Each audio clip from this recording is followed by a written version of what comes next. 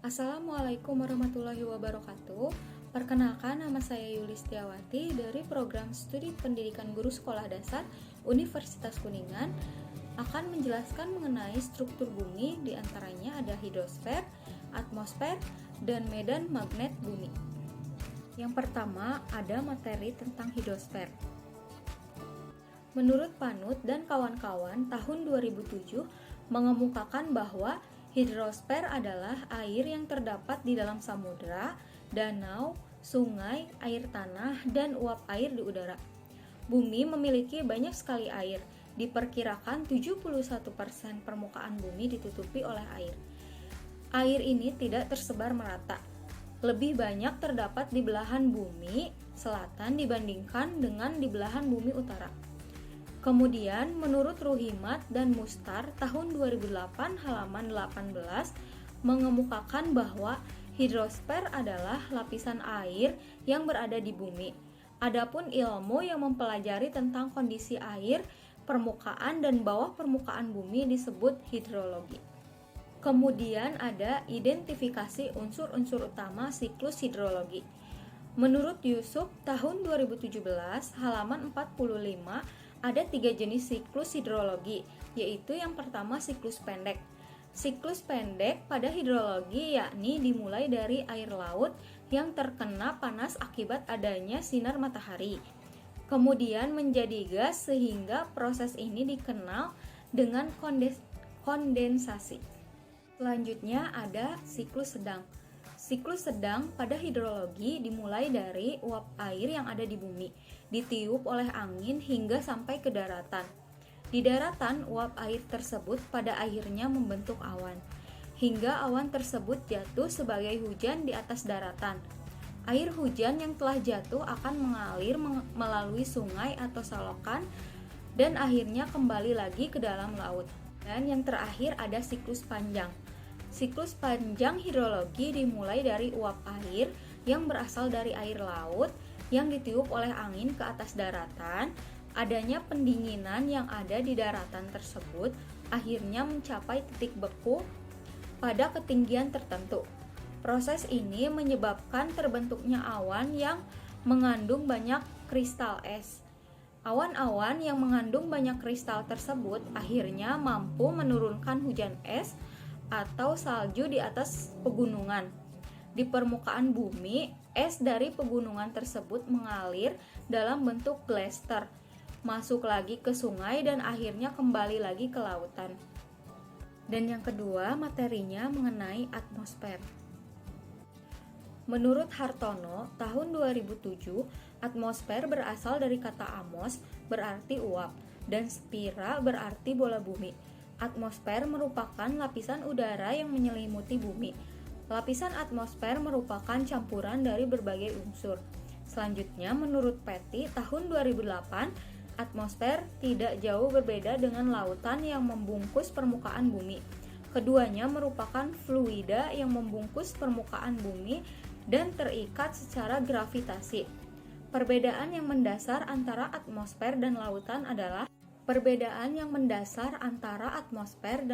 adalah bahwa atmosfer merupakan campuran gas yang dapat dikompresi atau ekspansi, sedangkan lautan berisi cairan yang relatif tidak terkompresi. Kemampuan kompresi dan ekspansi atmosfer secara substansial dipengaruhi oleh tekanan, menyebabkan berbagai fenomena atmosfer seperti angin, mendung, hujan, iklim, cuaca, dan sebagainya. Selanjutnya ada sifat atmosfer. Menurut Hartono tahun 2007, lapisan atmosfer sebagai lapisan pelindung bumi memiliki beberapa sifat, yaitu sebagai berikut: tidak memiliki warna, tidak berbau, dan tidak memiliki wujud, serta hanya bisa dirasakan oleh indera perasa manusia dalam bentuk angin. Kemudian memiliki berat sehingga dapat menimbulkan tekanan. Dan yang terakhir memiliki sifat dinamis dan elastis yang dapat mengembang dan mengerut. Menurut Yusuf tahun 2017 halaman 42 sampai 45, lapisan atmosfer antara lain adalah: yang pertama ada troposfer. Troposfer merupakan lapisan atmosfer terdekat dari bumi. Lapisan ini terletak pada level terendah, yaitu pada ketinggian antara 0 hingga 15 km. Lapisan troposfer memiliki kombinasi gas yang dianggap paling baik untuk mendukung kehidupan di bumi. Lebih dari 80% kandungan gas atmosfer terdapat di lapisan ini. Suhu pada lapisan troposfer berkisar antara 17 hingga 52 derajat Celcius. Di lapisan ini kita dapat merasakan berbagai macam peristiwa cuaca seperti hujan, musim dingin, kemarau, musim salju, dan lain sebagainya. Kemudian yang kedua ada stratosfer. Lapisan stratosfer terletak di atas lapisan troposfer, yaitu pada ketinggian 15 hingga 40 km. Antara troposfer dan stratosfer terdapat 43 sebuah lapisan yang membatasi antara kedua lapisan atmosfer tersebut, yaitu tropopause. Meskipun bagian paling bawah lapisan stratosfer memiliki suhu yang relatif stabil, namun suhu di lapisan ini bisa menjadi sangat dingin, yaitu sekitar minus 57 derajat Celcius. Pola suhu di lapisan stratosfer dari bagian tengah ke atas akan mengalami perubahan, yaitu semakin bertambah ketinggiannya, maka suhunya akan semakin meningkat. Hal ini terjadi karena semakin bertambahnya ketinggian lapisan, maka konsentrasi ozon akan bertambah. Pada ketinggian 40 km, suhu bisa mencapai 18 derajat Celcius. Kemudian yang ketiga ada mesosfer. Lapisan ini terletak di atas lapisan stratosfer, yaitu 25 mil atau sekitar 40 km dari permukaan bumi, di mana sebelum lapisan ini terdapat suatu lapisan yang menjadi pemisah antara stratosfer dan mesosfer, yang dinamakan stratopause. Pada lapisan ini, suhu dapat kembali mengalami penurunan, terutama pada saat ketinggian semakin bertambah. Pada ketinggian sekitar 81 km dari permukaan bumi, suhu bisa mencapai minus 143 derajat Celcius. Karena memiliki tingkat suhu yang sangat rendah dan dingin, ini dapat menimbulkan fenomena seperti timbulnya awan yang berbentuk dari kristal-kristal es. Selanjutnya yang keempat ada termosfer. Lapisan ini terletak di atas lapisan mesosfer, yaitu pada ketinggian 75 hingga 650 km di atas permukaan bumi, dan ketinggian 81 km merupakan transisi antara mesosfer ke termosfer. Pada lapisan ini terdapat perubahan suhu yang sangat signifikan, di mana temperatur udara mengalami peningkatan yang cukup tinggi, yaitu sekitar 1982 derajat Celcius. Perubahan tersebut disebabkan oleh adanya serapan radiasi sinar ultraviolet. Terjadinya radiasi sinar ultraviolet dapat menyebabkan timbulnya reaksi kimia yang membentuk lapisan ionosfer, yaitu lapisan yang bermuatan listrik serta dapat memancarkan gelombang radio. Yang kelima ada ionosfer.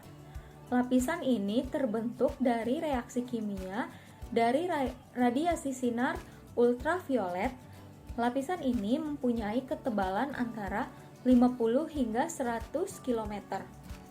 Ionosfer menjadi lapisan pelindung bumi dari berbagai benda sistem tata surya luar angkasa seperti batu meteor.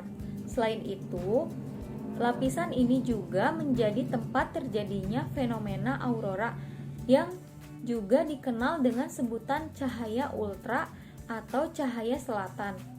Yang terakhir, yang keenam ada eksosfer. Ini merupakan lapisan terluar dari atmosfer.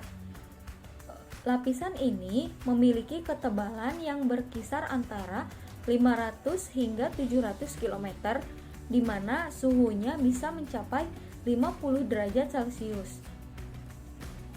Salah satu fenomena yang terjadi pada 45 lapisan ini adalah terjadinya cahaya zodiakal, yaitu reaksi cahaya matahari yang dipantulkan oleh partikel debu meteorit. Selanjutnya, materi yang ketiga yaitu ada medan magnet bumi. Menurut Karim dan kawan-kawan, tahun 2008 halaman 161 mengatakan bahwa magnet adalah suatu benda yang memiliki sifat dapat menarik benda magnetik. Kemudian menurut Jubaidah dan kawan-kawan tahun 2018 halaman 19 mengatakan bahwa bumi adalah magnet raksasa. Sebagai magnet raksasa, bumi memiliki kutub magnet, yaitu kutub utara magnet dan kutub selatan magnet.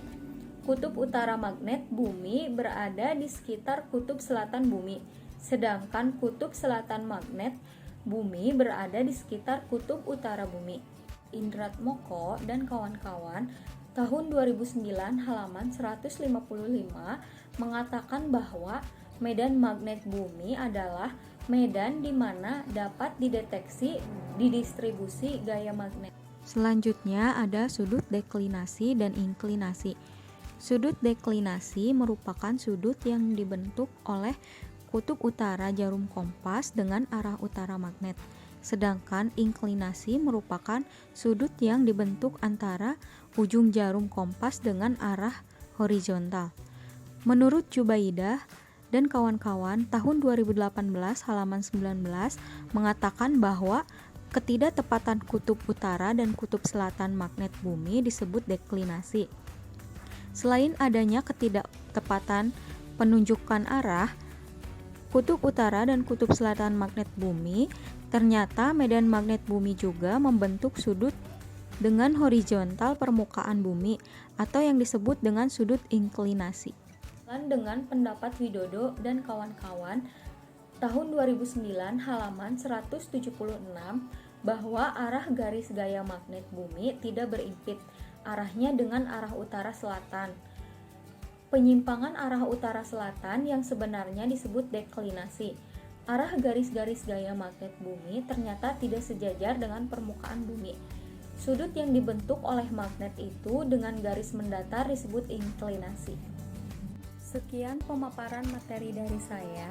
Kurang lebihnya mohon maaf. Wabillahi taufiq wal hidayah. Wassalamualaikum warahmatullahi wabarakatuh.